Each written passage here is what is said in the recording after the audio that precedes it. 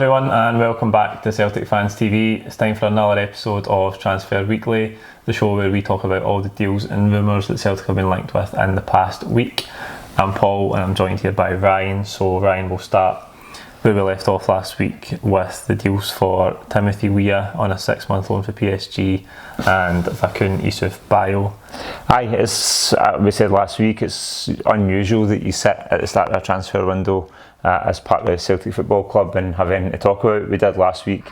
Oliver Burke was already over the line, and we were looking at, again, two of the names, Weah and Bio, coming in, which they did. They followed swiftly over the kind of couple of days that followed after our first Transfer Weekly. So it was nice to see them get over the line. We spoke about Weah, saying that he was a 6-month impact, somebody that had made a couple of appearances already this year for PSG and scored a goal.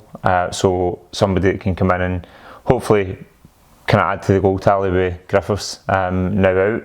And then Bio come in as somebody who I've kind of signed him for 4 years, somebody who can hopefully come in and grow with the team, somebody that can develop and mature into a star in the green and white. So aye, happy. Absolutely, aye. So we'll bring up the January checklist as we touched on last week. Oliver Burke obviously came in for West Brom, so that ticks off a winger. Yep. And we've now ticked off 2 strikers. So that brings us on to the right back position, which is obviously, as we touched on, the biggest priority for us now. And we said last week hopefully there'd be some movement on it. We did, aye. By the time we came to sit down again this week. And it seems that we're linked with right back from Olympiacos, Omar El Abdelawi, £4 million, 27 years old. So that's more in the sort of profile we're looking for at right back. It is, aye. We spoke about Castagna last week, and when you think about the kind of 10 million price tag that's been touted there, too high for Celtic and the way that we like to do business. So more along the lines of what I think we should be paying for a right back, and somebody who would slot right into the first team, somebody with experience, 27-year-olds at a good age, somebody who's done the rounds a wee bit and really kind of learnt his trade, so he can slot right in there and kind of put Lustig onto backup rather than first team choice. Absolutely. I think obviously the general profile that Celtic sign is young and able to develop and sell on, but it's a good indication that we're looking for a ready-made first team replacement for Lustig, because I think that's what we need, and I think 100% Brendan Rodgers knows that's what we need. So again, the £4 million range is better for us. I don't think we were ever going to stretch to 10 for a right back, but hopefully we can see more movement on that. It's initial stages just now. We've just been linked with him. We don't know much more, but hopefully we can get some movement on that. Came through at Man City, didn't make a first team appearance. He's been on loan at Hull, he's played in Germany, and obviously at Olympiacos. I think Olympiacos is very similar club to ourselves, obviously playing in Greece. Not the highest level of football domestically, but always a team that are looking to make the Champions League group stages, the same as Celtic obviously. So it's good that he's playing at a similar level, and hopefully he can come in and hit the ground running 100% if we do go ahead and sign him. So onto the centre half issue then. This is obviously something that we said last week will be a big problem for us in the summer, given Boyata's future and Benkovic going back to Leicester. So the Scott McKenna rumour has it reared its head again. It's not actually on the ticker, as you can see below. It's not on the ticker this week. There's nothing too concrete on it. It's just hearsay. It's just the sort of usual Twitter stuff, but we're talking about $4.5 million and maybe Johnny Hayes and Jack Hendry as well, a sort of part exchange. But we'll not go too much into details because obviously there's nothing concrete there, as I said. But what do you think about Scott McKenna as a centre half in the Celtic team? Well, I think looking at Scott McKenna, he does all the kind of gritty defensive duties very well. So he's big, very physical, and he kind of puts his sail about well enough. So I think if you're looking for somebody to come in and just take that old-fashioned centre-half role, he's somebody that would do a great job for you. I think if you're looking at a centre-half coming into a Brendan Rodgers team, somebody that has to play out for the back, he's not got any experience of it, and certainly not at a high level where teams press you high. We've touched on before, Boyata isn't that comfortable when he's pressed high. Under pressure he tends to flap. You would find, I would think, Scott McKenna doing very similar, certainly in the early days. He's a young guy, somebody who could be kind of coached and developed in that style of football, but not somebody that's going to come in and do a job for us. In my mind, we're at a position now where we could maybe lose Boyata before this window closes. If we do, we're in a shit situation again.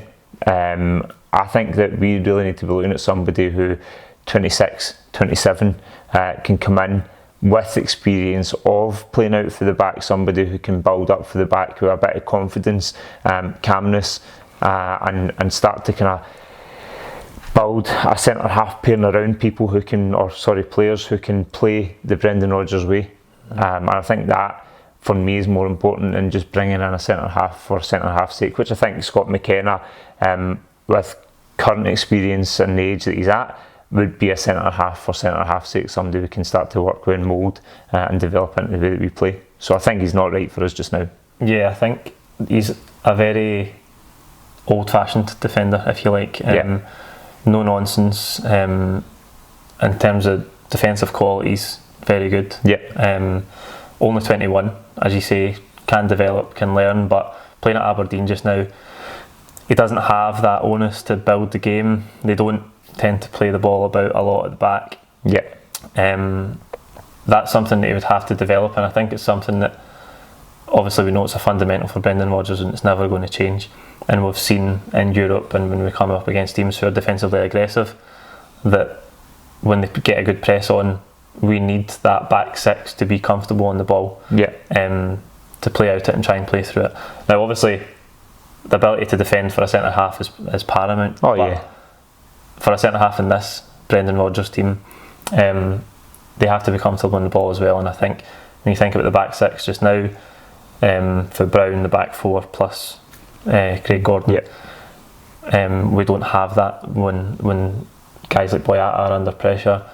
Lustig, Gordon himself, we need players that can play through the pressure, and that's something that he doesn't have just now. I'm not saying that he couldn't develop it, as you touched on, and we know all about Brendan Rodgers' coaching ability.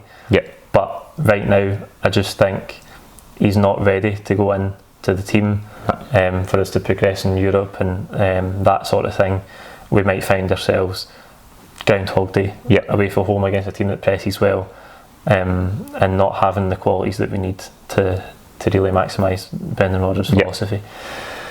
So we'll see what happens with that. As we say, nothing concrete just now, and that will bring us on to some more rumours. Again, these ones aren't on the ticker because it's more Twitter hearsay.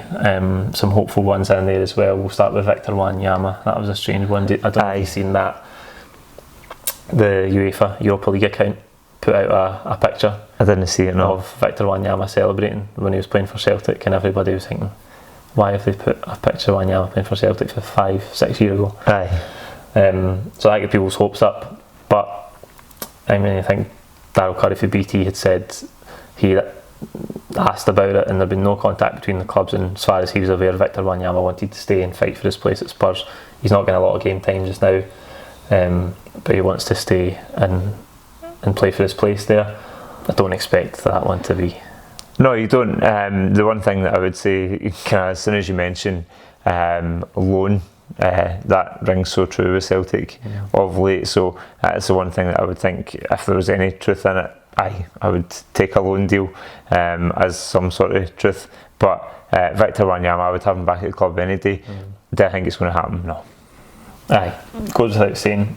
It'd be great to have him back, but don't see it happening.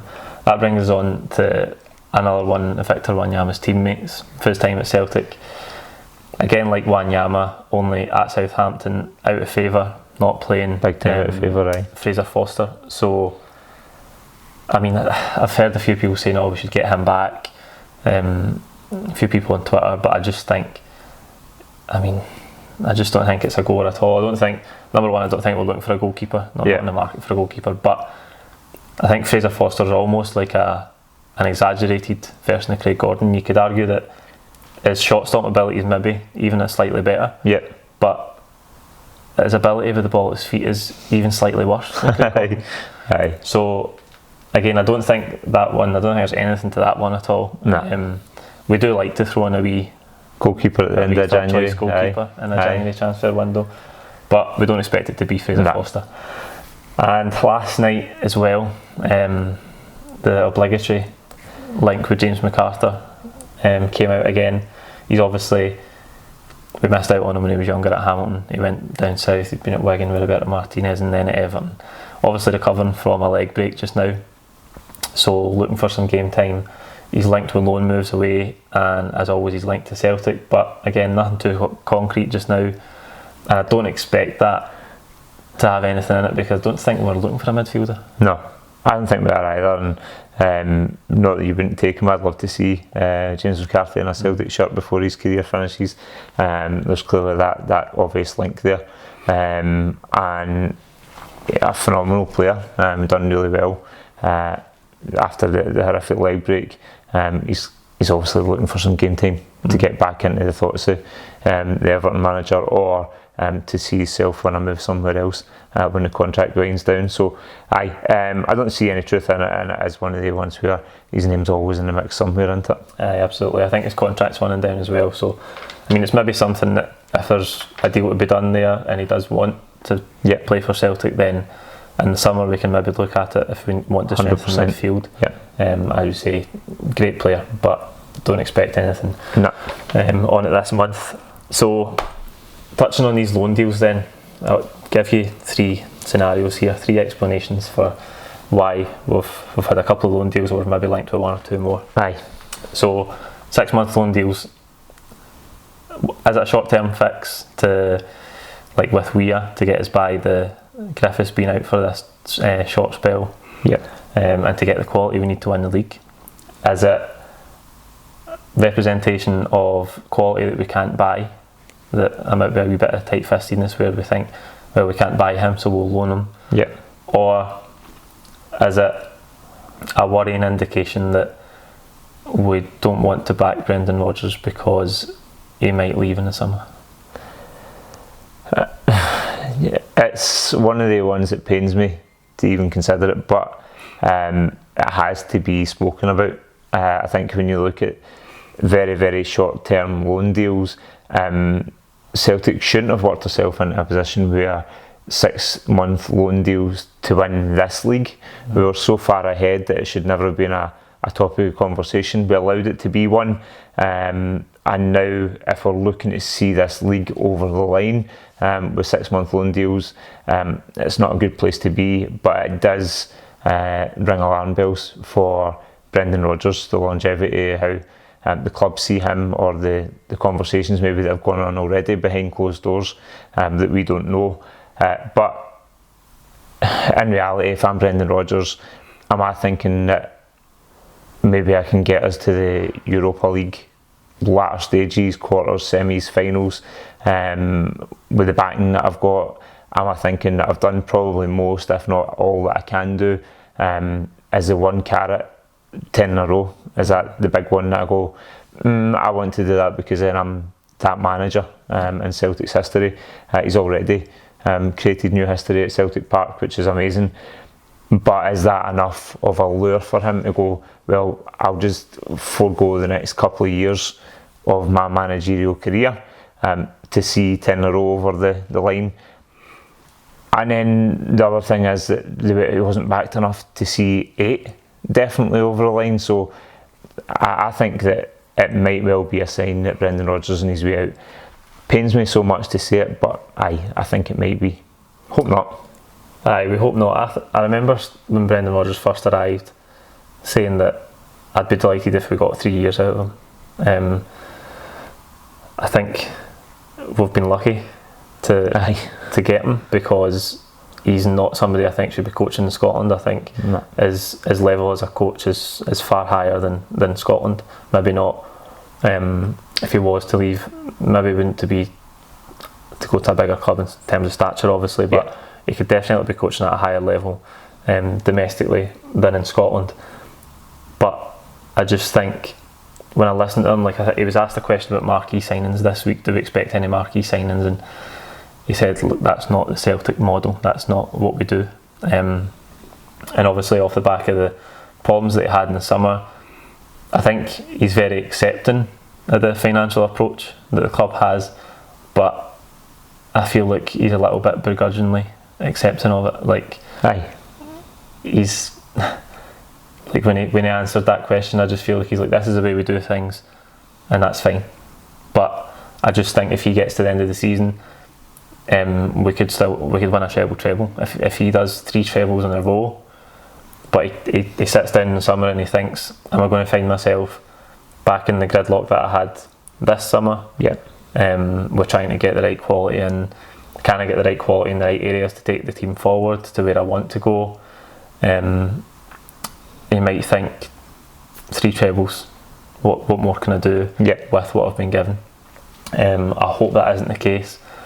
I hope he obviously signed the contract, as you say, 10 in a row is a massive carrot for him. And I think he's our best opportunity of doing that, because I've said, he's an elite coach. He signed the contract for 2 more years after this one, so I hope he sees it out, and I hope there's nothing to that. But it's just something that it's a debate that's kind of came up on Twitter and those sorts of things in some podcasts recently. We hope that he stays. I think we 100% hope he stays there. So that brings us on to outgoings then. This is something we didn't really talk about last week. Again, it's like it's almost loans in and loans out. It doesn't look like we're going to get rid of a mass of players permanently, but this month there could be a few that look like they're going to go out on loan.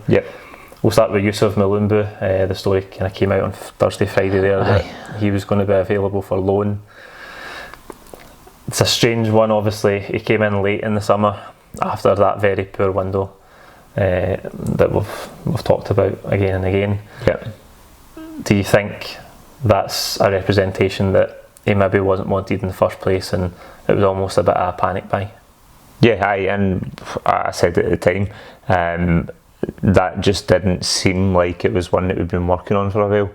It seemed like it was one that it was there.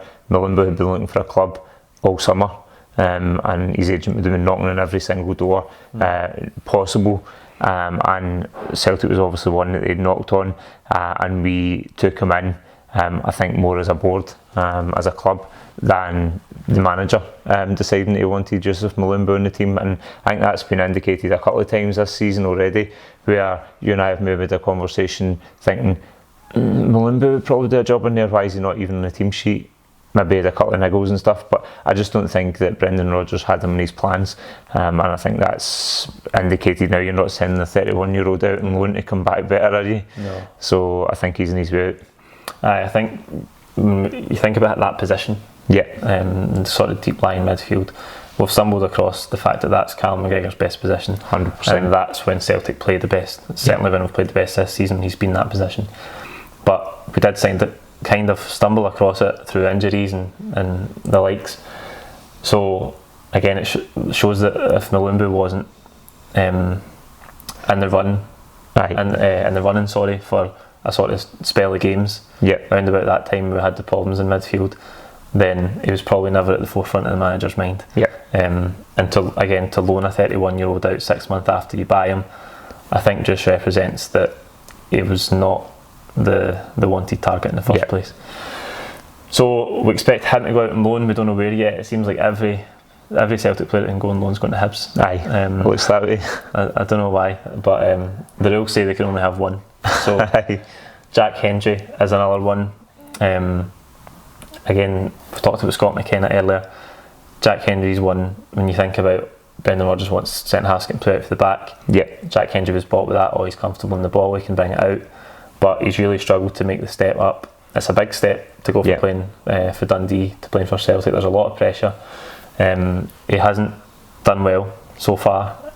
We expect him to be another one that's available on loan, and Lewis Morgan as well, who we signed last January, went back to St Mirren on loan for 6 months. He's came in, he's looked a little bit like Ryan Christie maybe did when he first arrived at the club.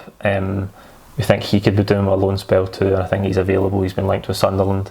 Another one that was linked with Hibs, he's worked with Jack Ross before, who's the Sunderland manager now, but I was just reading yesterday, he says there's not been any contact with the club.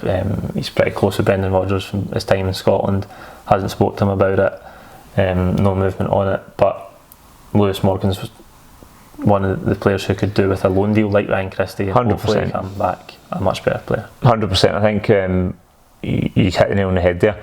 When Christie came initially, he was very slight. I think he's put on a number of kilos, 10 kilos in muscle mass, which is incredible, but at that age you still are developing and growing as a man, so he's done really well going out on loan. It gave him that responsibility of playing at a team like Aberdeen, who have over the last few seasons have done exceptionally well under Derek McInnes, and there was that expectation that they would continue to do well, so it gave him the grounding in those expectations. It gave him that week in, week out football, and it gave him the chance to get into the gym, most importantly, and do some work that would develop his physicality. I think we've both said when we've seen Morgan this season that he just lacks that physical strength, the capability to go out there and put his skills onto the pitch is limited by the physicality that he has and the ability to kind of handle the challenges that are put upon him, and as well as that, moving from a club like St Mirren to Celtic, where you're playing in front of 60,000 fans every other week, with those expectations that you do win, it just isn't easy. I think Hendry, another one that you just kind of touched over there, Hendry is somebody who I feel like just hasn't, he's still in his early 20s, he's not an old defender, he's certainly not experienced at a level that Celtic would need him to be, and I think he's been really harshly under the spotlight this season because of how poorly we've played, and been thrust into the squad without that experience. So I think he could really do with that loan spell, and going to a club like Hibs, where Neil Lennon can work with him, and he can get that kind of constant demand that he's week in, week out there in the team. Hibs are certainly a better outfit than Dundee, and I'd like to see him go out and maybe come back and do a job for us in the future as well. Absolutely. I think with Morgan and Hendry, really, they're similar age, 22, 23, that's similar age. Ryan Christie's 23 now, so similar age, and hopefully they can go and get that loan experience that they need and come back better players for Celtic. Another one linked with a move away, Johnny Hayes. I think obviously there was the rumour about the McKenna deal to Aberdeen. It's not really worked out for Hayes. I think it was a very strange signing because, number one, he's not the profile of player that Celtic would sign. I don't think he fits with a sort of Brendan Rodgers style team. I think he's probably the best of the rest a couple of seasons ago in the Scottish Premiership, but hasn't worked out for him. I think you can't fault his effort, and he's a good player. He would do a good job, as we've seen he'd done for Aberdeen for years. He'd do a great job for just about every other team in the league. But it was a strange signing for Celtic. It hasn't really worked out for him, and I just expect that he'll be another one. It could be in loan this month. As you say, the links to Aberdeen are coming as well. I think he'll be another one that leaves. I think he will be, and we spoke about it last week that Brendan Rodgers has made a lot of squad signings, a lot of people who he would do a job if X was the case, he would do a job if. So I think we've brought in a lot of those kind of players, and it's time to start moving them on. Brendan Rodgers this season has said that he's back at that place where he was when he first joined, where there's too many players, there's too many guys in the rota. So I think we're going to see players like that who just don't fit move out. We're going to see players who need a bit of development, who aren't going to get it in the first team at Celtic, move out on loan, and I think Hayes is one of those ones that's probably time for him to move on, and go somewhere where he's going to get first team football week in, week out. Absolutely. Touching on the big squad there, Scott Allen, the forgotten man. He is one that would expect, again, maybe to go out on loan. His contract's running down. I was dying for him to do well when he signed. Obviously with the whole nearly signing for Rangers thing, I wanted him to come in and hit the ground running. It never worked out for him under Ronnie Dyler, and he's really never the looking under Brendan Rodgers. He's obviously been on loan to Rotherham, Dundee, Hibs, and like when he's been at Hibs in his spells, he's looked a really good player. But like we've touched on with guys like Hendry and Morgan, the step up to Celtic is it's like a whole other world. It's a big leap. There's a lot of pressure, and he's just hasn't made the cut really. But I think this is one where Brendan Rodgers has said there's some guys in contracts who are just looking to run them down because they're in good money, and that's fair enough. That's it. The club signed him. He's on a contract, but we expect him to leave soon as well. I would think so. If it's not out on loan, I think if he wants to play football, then you would take the loan, wouldn't you? But he's been quite happy to sit on the sidelines. A large part of the contract he's been out on some loans, and like you said, the Hibs did really well. But I would think that if he doesn't get on loan now, he's just off in the summer, so that's coming to an end. Yeah, absolutely. And we are coming to an end as well. That sums it up for this week. That's all we've got time for, so you know what to do. Like the video. Don't forget to comment with your own thoughts on all the deals we've talked about below. Let us know who you would like to see come in. Try and keep the rumours to a minimum as well. I think we've had plenty of them. Don't forget to subscribe as well. We passed 10,000 this week, which is huge for us. Thank you so much. It's going to give us so much scope to improve the content this year. We've got big plans for that, so stay tuned, and we will see you next week with another Transfer Weekly. Hail, hail.